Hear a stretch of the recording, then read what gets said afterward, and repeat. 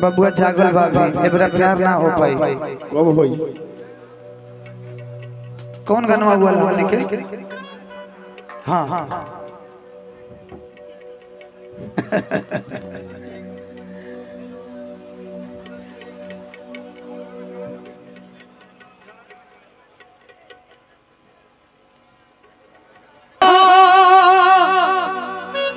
Shirt जे पगली shirt आज पहिला मिलनवा लइका सन के रोवा खड़ा होता हम पगलत के देखी तो तनी और शर्ट के बैठ हमरो तनी गर्मी बढ़े फीलिंग बढ़ रहा है फीलिंग बढ़ रहा है। कौन सा कलर है कि हमारे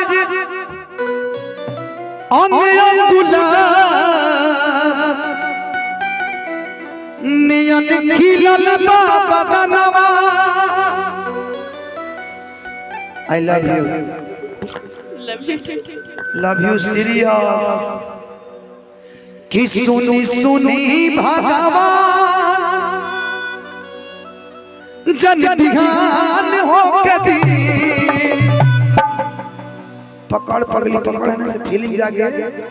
हाँ अब हमने के नंबर पर लगता नहीं जा कि आज राजा जी के कोरवे में जवान हो के दी।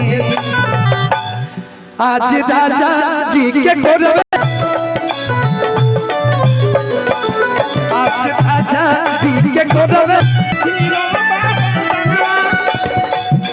सुनी सुनी भगवान सुनी सुनी भगवान जन बिहान हो के दी।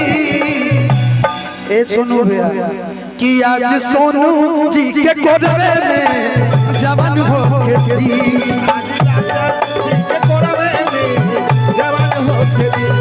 आज राजा जी के कोरवे में लेकिन सोनू भैया ए सोनू भैया रुक आज बहुत खुशी की बात है कि आपके घर में बालक हुआ है और यहाँ है वहाँ खेल हो गया पूरा। सोचिए सत्ता पलट गया यहाँ के जे बनी तल बालक के ना हो गेले बे और 9 महीना वाला रहा वो 3 महीना ना रहा 2 महीना। सोनू भैया के वो कहानी बताता नहीं। सोनू भैया घरे बेचारू दूसरा लड़का है दूसरा लड़का सोनू भैया का तो सुनिए सुनिए पहले सुन लीजिए सुन लीजिए सुन लीजिए जवान हो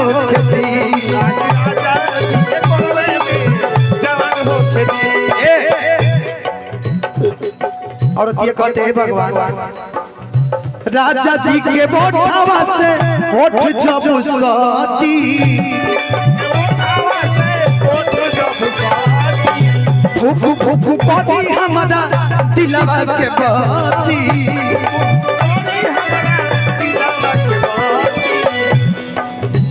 किरत भार हादिल फुके दरिया में नहान हो के दी। आज राजा जी के कोरवे में जवान हो के दी।